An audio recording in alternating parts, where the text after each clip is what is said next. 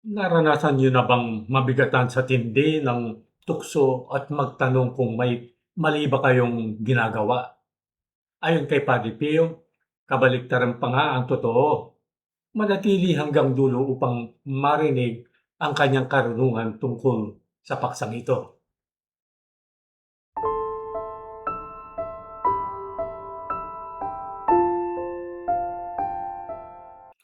Magandang araw po sa inyong lahat at maligayang pagdating sa Ang Tinig ni Padre Pio. Ang kwento natin ngayong araw ay mula sa buhay ni Padre Pio ay maaring magbigay sa inyo ng inspirasyon o aral na hindi ninyo inaasahan. Ngayon, pagtutuunan natin ng pansin ang makapangyarihang mga salita ni Padre Pio na matatagpuan sa kanyang mga liham. Ang liham na tampok ngayong araw ay hango sa Letters, Volume 3, Correspondence with His Spiritual Daughters. Mga sulat, tomo bilang 3, pakikipag-ugnayan sa kanyang mga espiritual na anak na babae. Ang liham nito ay para kay Maria Gargani, isang guro at isa sa kanyang mga espiritual na anak na babae. Nakalaunan ay nagtatag ng isang relihiyosong kongregasyon.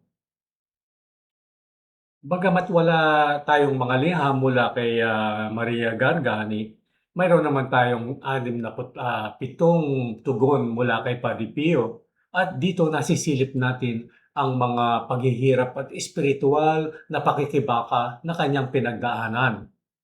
Sa partikular na liham na ito, inaaliw ni Padre Pio siya sa gitna ng tukso. At sa tingin ko, ang kanyang mga salita ay tatagos sa puso ng sino mang dumaraan sa isang espiritual na unos.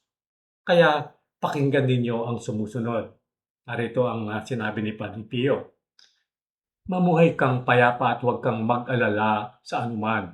Ang di mabilang na mga tukso ay patuloy na sumasalakay sa iyo ay hindi dapat magdulot sa iyo ng takot sapagkat binabalaan ng Espiritu Santo ang debotong kaluluwang nagsusumikap umunlad sa mga daan ng Panginoon upang ihanda nito ang sarili sa mga tukso.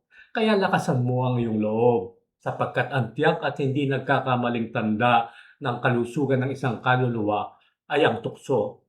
Hayaang ang kaisipang na ang buhay ng mga santo na hindi rin nakalaya sa pagsubok na ito ay magbibigay sa atin ng lakas ng loob upang ito ay mapagtiisan. Napakatinding pananaw nito. Karaniwan nating iniisip na ang tukso ay tanda ng kahinaan.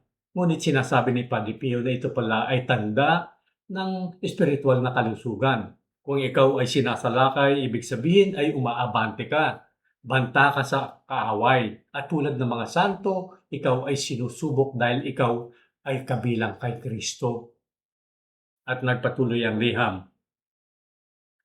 Walang pinipiling kaluluwa ang malaya sa mga tukso. Maging ang apostol ng mga tao na matapos madala sa paraiso ay sumailalim sa ganitong pagsubok. Ano pat si Satanas ay umaabot pa sa pananakit sa kanya. Mahal na Diyos, sino ang makakabasa ng mga pahinang iyon nang hindi nang lalagmig ang dugo sa mga ugat?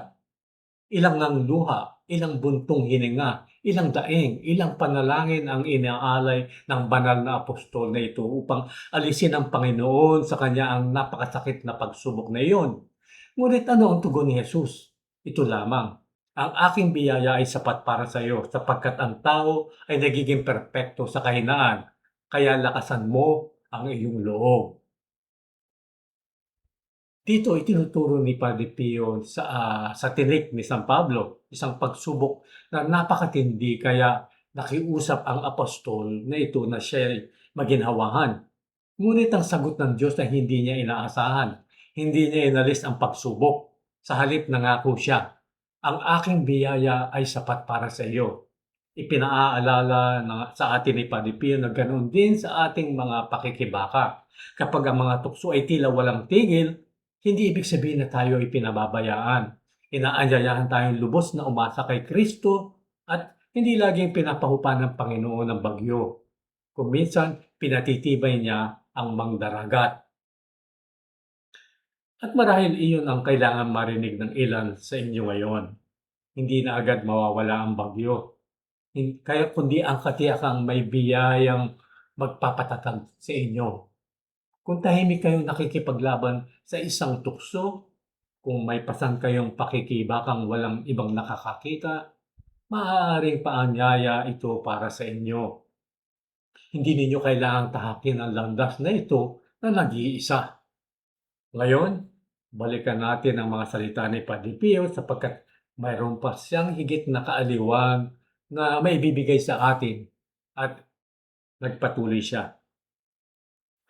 Makipaglaban ka ng may katapangan at tatanggapin mo ang gantimpala ng malalakas na kaluluwa. Sa panahon ng matinding pakikibaka, bumaling ka sa panalangin at magtiwala sa Diyos.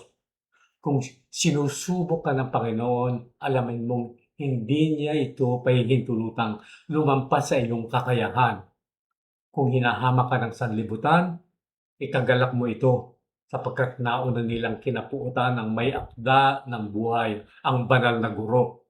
Kung ikaw ay ginugulo at pinahihirapan ng bawat uri ng kakulangan, tukso at pagsubok mula sa Diablo at sa kanyang mga tagasunod, itaas mo ang iyong mga mata sa langit at lalo mong lakasan ang iyong loob. Ang Panginoon ay sumasayo at walang dapat kang ikatakot. Sa pagtatapos, pinaaalalahanan tayo ni Padre Pio, taglay ang lambing ng isang ama at ng karunungan ng isang santo, na ang tukso ay hindi tanda ng pagkatalo kundi tatak ng gawain ng Diyos sa atin. Hindi sinasayang ng Diablo ang kanyang mga palaso sa mga hawak na niya. Kaya kapag tinutukso ka ng kaaway sa pamamagitan ng mga kabiguan ng nakaraan o pangamba sa hinaharap, tandaan mo, ang tukso ay hindi tanda ng pagkabigo. Ito ay tanda na ikaw ay patuloy pang lumalaban.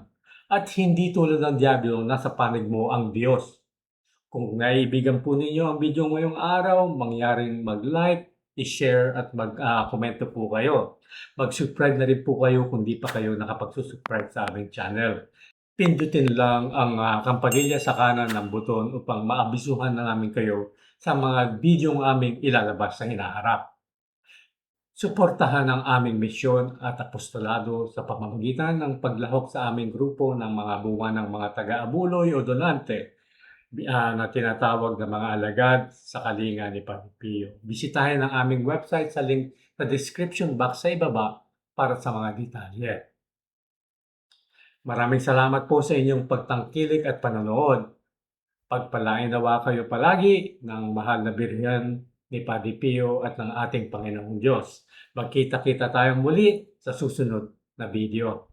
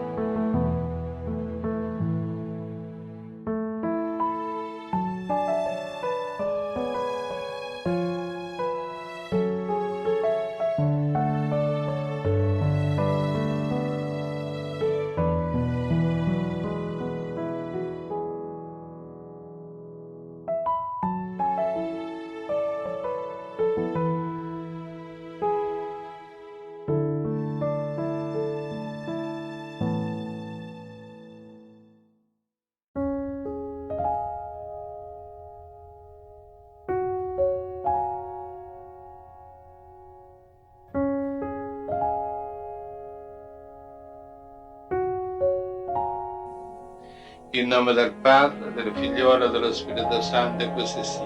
Sia lodato Gesù e Maria, e